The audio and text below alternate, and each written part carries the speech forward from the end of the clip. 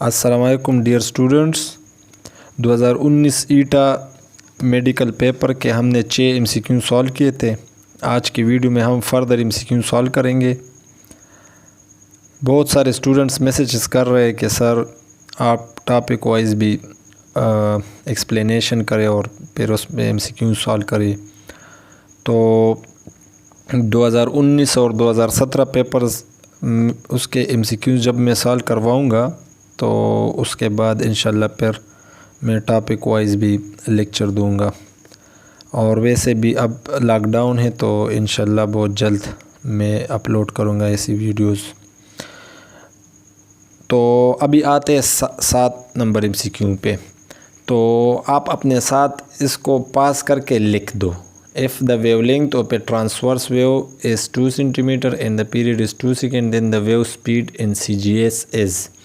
तो already 2 centimetre और second में गिवन है तो कन्वर्जन की ज़रूरत नहीं है।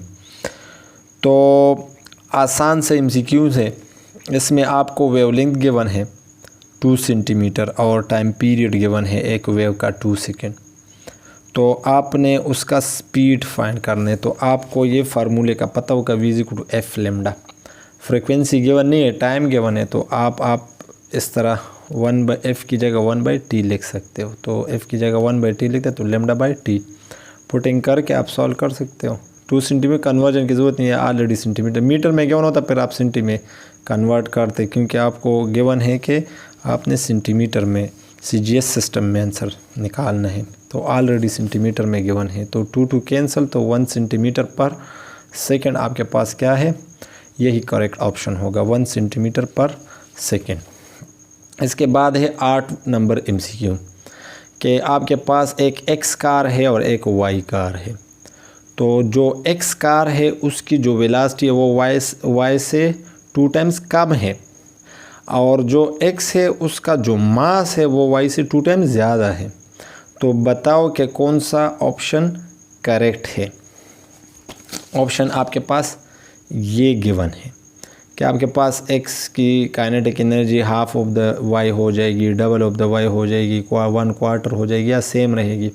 तो आप इसको सॉल्व के बग़ैर आप डायरेक्टली भी जहन में कर सकते हो, लेकिन मैंने सॉल्व किया है। कुछ स्टूडेंट्स की समझ में शायद ना आए तो उसके लिए मैंने सॉल्व किया है। तो हाफ mv² फार्मूला है। तो अगर kinetic energy of X half mv² है, तो अगर मास आपके पास डबल है और v आपके पास हाफ है, तो v हाफ है तो उस पर स्क्वायर भी है। तो अगर v हाफ है तो ये स्क्वायर भी है, तो v 4 टाइम्स कम हो जाएगी और मास डबल, तो 4 यहाँ पर 2 के साथ कैंसिल। तो आपके पास ओवरऑल जो काइनेटिक एनर्जी होगी वो काइनेटिक एनर्जी ऑफ X जो है वो Y से 2 टाइम्स कम हो जाएगी। तो जो A नंबर ऑप्शन है वो करेक्ट है, लेकिन मैंने सॉल्व किया है तो X की जो मास है वो 2 टाइम्स ऑफ Y है, जो वेलोसिटी है वो Y की वेलोसिटी से 2 टाइम्स कम है। तो अब काइनेटिक एनर्जी ऑफ X ये है mx vx², और काइनेटिक एनर्जी ऑफ Y ये है हाफ my vy²। अब आप mx में पुट कर दो 2my, क्योंकि mx double of the my है, और vx कितना है vy/2, vy के हाफ है। तो वो यहाँ पर इसकी जगह पुट कर दे। आपको गिवन है कि mass of the X is 2 times of the Y, और आपके पास velocity of the X is half of the vy। तो यहाँ पर मैंने पुटिंग की, आप स्क्वायर लो तो 4 आएगा, यहाँ पर 2 के साथ कैंसिल, तो यहाँ पर हाफ।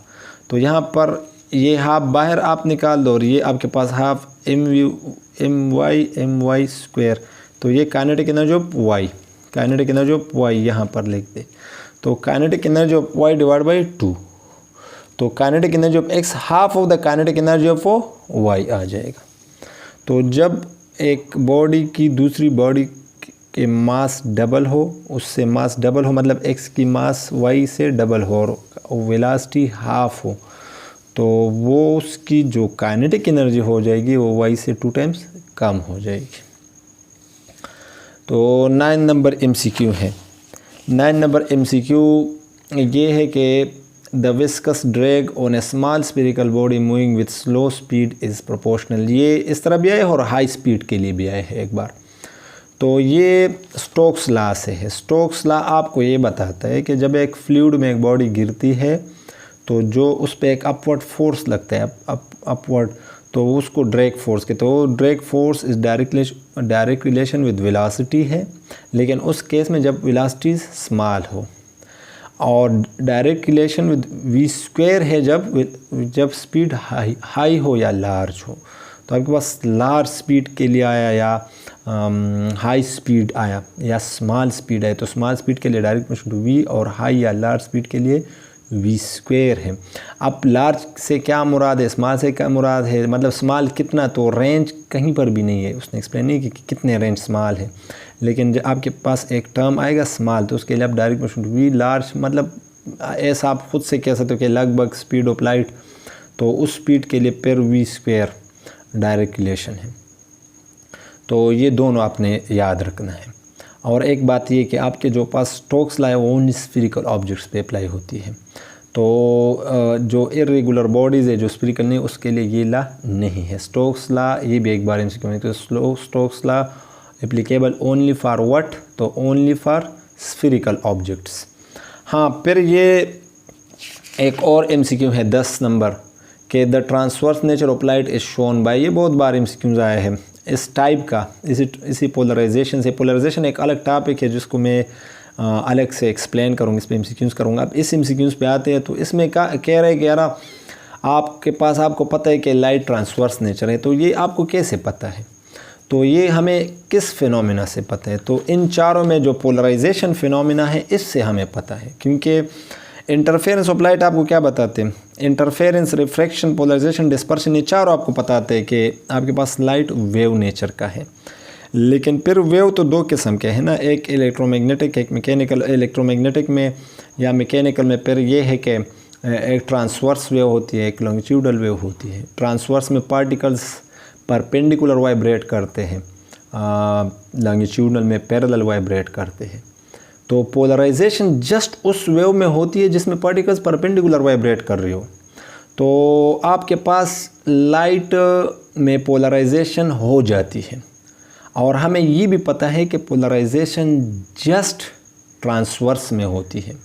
तो अगर पोलराइजेशन, आपसे मैं एक क्वेश्चन पूछूं कि पोलराइजेशन जस्ट ट्रांसवर्स में होती है और लाइट में पोलराइजेशन हो जाती है, तो पता हो कि लाइट किस नेचर के, तो ऑटोमेटिकली लाइट ट्रांसवर्स नेचर का है। तो आपको ये कौन बताते हैं कि लाइट ट्रांसवर्स नेचर के, तो हमें ये पोलराइजेशन बताते हैं। पोलराइजेशन क्यों बताएं, क्योंकि पोलराइजेशन जस्ट ट्रांसवर्स में होती है।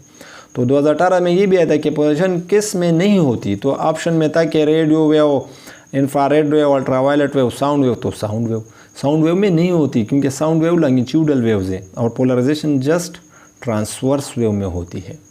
तो आपको ये पता हो, तो इस तरह, हाँ अक्सर इस तरह क्यों आते हैं कि which one of the following phenomena does not occur in sound, तो नीचे ये चार फिनोमिना होंगे, तो पोलराइजेशन साउंड में पोलराइजेशन नहीं होती। क्यों? क्योंकि साउंड लॉन्गिट्यूडल वेव से। तो ये आपको पता हो, ये बहुत इंपॉर्टेंट MCQ है। इसके बाद है 11 number, An electron is moving along the axis of a solenoid carrying a current. Which of the following is a correct statement about the magnetic force acting on the electron? तो force acts radially inward, force acts radially outward, the force acts in the direction of motion, no force acts. तो इसमें option है no force acts। क्यों?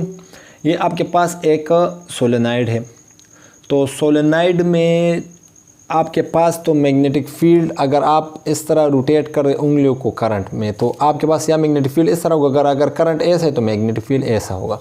तो magnetic field तो या इस तरफ होगा, इसमें करंट पे डिपेंड करेगा करंट किस डायरेक्शन में, या इस डायरेक्शन में होगा।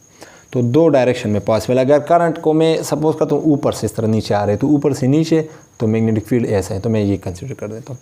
हाँ, इसकी एक्सिस कौन सी है, तो ये एक्सिस मैंने ड्रा किया, ये दरमियान, ये इसकी एक्सिस है। तो ये जो मैग्नेटिक फील्ड है ये अलोंग द एक्सिस होगा, या इस तरफ या इस तरफ। और आपको ये भी पता है कि जो फोर्स लगती है एक चार्ज पार्टिकल पे मैग्नेटिक फील्ड में जब हम मूव करते हैं, तो फोर्स कितनी लगती है एक चार्ज पार्टिकल पे, q v b sine theta. तो अब उसने कहा कि जो इलेक्ट्रॉन हमने प्रोजेक्ट किया वो अलोंग द एक्सिस, अलोंग मतलब in the direction of axis. तो in the direction of axis अगर है तो ये मैग्नेटिक फील्ड भी अलोंग द एक्सिस है, तो इन दोनों में एंगल क्या है 0 डिग्री 180 डिग्री भी पॉसिबल हो सकते हैं। शायद इलेक्ट्रॉन इस तरफ है, मैग्नेटिक फील्ड इस डायरेक्शन में है, तो फिर 180 डिग्री है, तो साइन 180 भी 0 आता है और साइन 0 भी 0 आता है।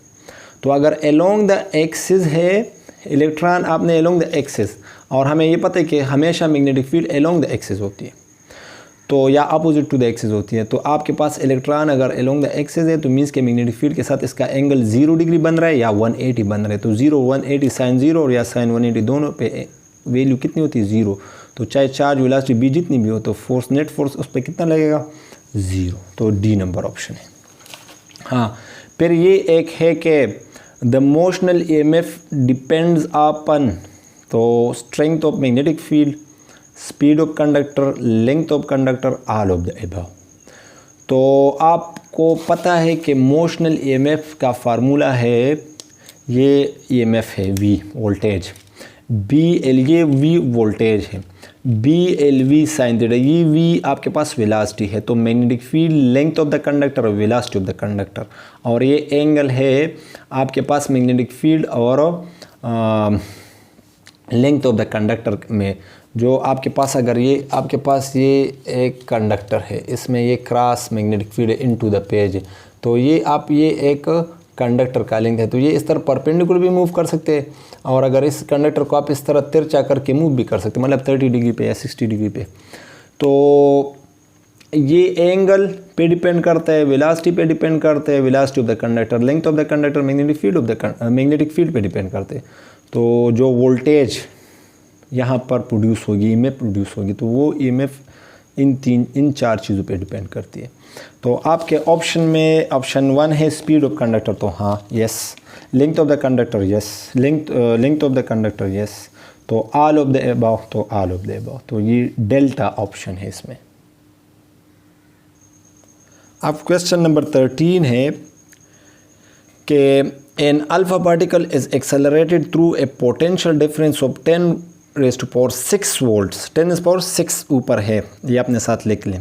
इट्स काइनेटिक एनर्जी, तो काइनेटिक एनर्जी कितनी होगी, 4 ऑप्शन मौजूद है।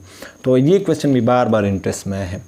तो आपको पता है कि V = work done divide by charge, work done per unit charge is called voltage, तो वर्क = VQ।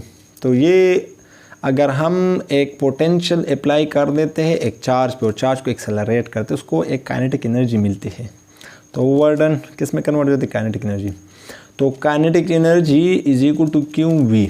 तो चार्ज आपके पास अल्फा पार्टिकल पे है 2 इलेक्ट्रॉन, तो चार्ज में पुट कर दे 2 इलेक्ट्रॉन, और वोल्टेज कितना है EV 10⁻6, 10⁻6 मतलब 1 मेगा, तो 2 और 10⁻6 की जगह मेगा इलेक्ट्रॉन वोल्ट, तो 2 mega electron volt is answer. तो ये आपके पास ऑप्शन है। फिर इसके बाद है 14 नंबर, तो 14 नंबर में है कि if there are n capacitors each of capacitances C connected in parallel to V volt source, then energy stored is equal to, तो 4 ऑप्शन मौजूद है।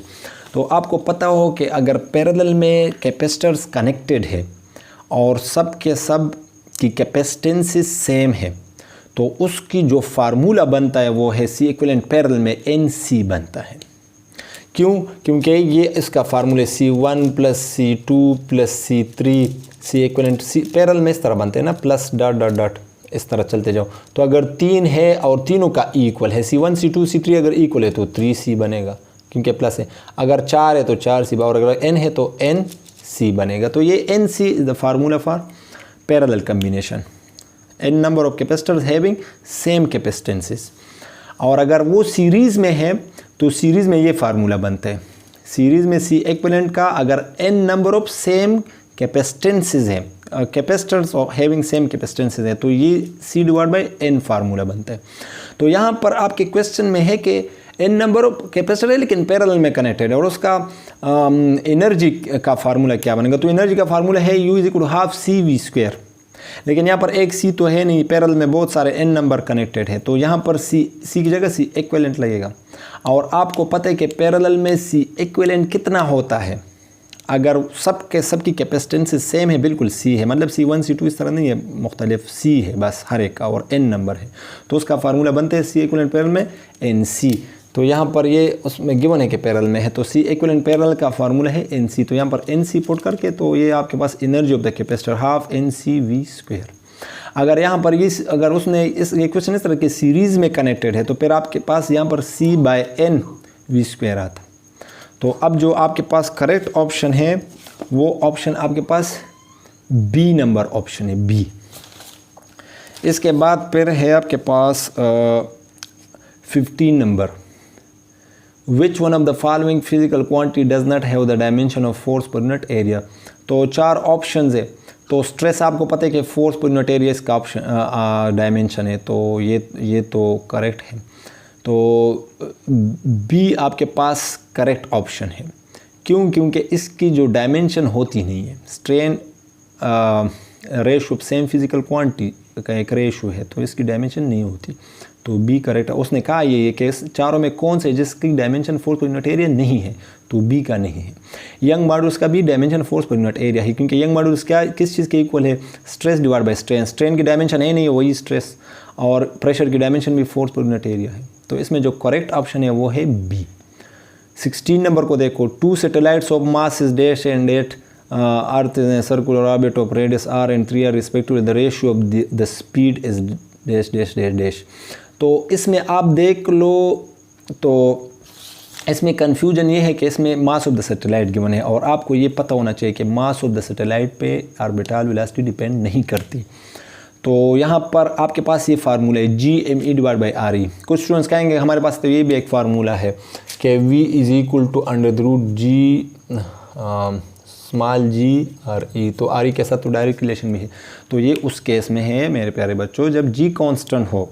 यहाँ पर तो उसने कहा है कि 2 सैटेलाइट से और एक का मास 3m है और एक का m है, और दोनों अर्थ के गिर्द मूव कर रहे हैं, और एक r पे और एक 3r पे, मतलब एक बहुत दूर है 3r पे और एक r पे है। तो 3r पे g अलग होगी और r पे g अलग होगा, क्योंकि एक नज़दीक है एक दूर है। तो ये g कांस्टेंट नहीं है, लेकिन दोनों अर्थ के गिर्द है, तो जिसके गिर्द मूव कर रहे हैं ये वही मास है।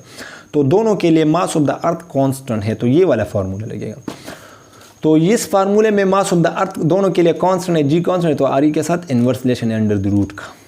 तो orbital velocity of 1 divide by orbital velocity of 2 RE2 inverse में है, तो ये ऊपर आएगा, और RE1 अंडर द रूट, तो ये रेशो बनेगी। तो RE2 आपके पास 3r है और RE1 आपके पास जस्ट r है। आप उस MCQs जो मैंने आपको अभी तो उसको पास करके अपने साथ लिख का होगा, अगर नहीं लिखा तो आप अपने साथ लिख लो। तो R कैंसिल, तो अंडर 3/1 रेशो आएगा। तो ये वाला ऑप्शन है, तो बी नंबर। 17 नंबर आप देख लीजिए, the electric field string between a pair of plates is E if the separation of plates is double and potential difference between the plates is 4 times increased by a factor of 4 the new field strength is dash dash dash। तो इसमें आप देख लो, तो इसमें potential gradient वाला formula लगेगा। Electric field is equal to V divide by D। उसमें D सेपरेशन है और V उसमें जितना वोल्टेज है। तो E डैश कितना हो जाएगा जब वोल्टेज 4 टाइम हो जाएगा, D डबल हो जाएगा, सेपरेशन डबल और वोल्टेज 4 टाइम, तो ये कैंसिल, तो 2V/D। तो V/D आपके पास ये E है और 2, तो 2 टाइम बढ़ जाएगा। जब वोल्टेज 4 टाइम्स और D डबल हो जाएगा, तो ये आपके पास 2 टाइम्स बढ़ जाएगा। 18 नंबर में है कि which one of the following is not electromagnetic wave. तो कौन सी इलेक्ट्रोमैग्नेटिक वेव नहीं है? तो रेडियो वेव ये भी इलेक्ट्रोमैग्नेटिक वेव है, एक्सरेज ये भी इलेक्ट्रोमैग्नेटिक वेव है, लाइट वेव्स ये भी इलेक्ट्रोमैग्नेटिक वेव्स है, साउंड वेव्स तो ये इलेक्ट्रोमैग्नेटिक वेव्स नहीं है। ये कौन सी वेव है? ये मैकेनिकल वेव्स है। तो मैकेनिकल वेव और इलेक्ट्रोमैग्नेटिक वेव में फ़र्क क्या है? तो इलेक्ट्रोमैग्नेटिक वेव में मीडियम की ज़रूरत नहीं होती और मैकेनिकल वेव में मीडियम की ज़रूरत होती है। तो ये इसमें मेन डिफरेंस है। तो radio wave, X-rays, light waves इसके लिए मीडियम की ज़रूरत नहीं है, तो इस वजह से ये इलेक्ट्रोमैग्नेटिक वेव्स हैं। और साउंड वेव्स आपके पास मैकेनिकल वेव्स है। तो उसने कहा कि इसमें कौन सा इलेक्ट्रोमैग्नेटिक वेव नहीं है, तो ये D number option, sound waves. बस ये वीडियो बहुत बढ़ गई है, 20 मिनट तक पहुंच गई है। तो आज के लिए इतना ही। खुश रहो, जहाँ पर भी हो, कामयाब रहो। वस्सलाम।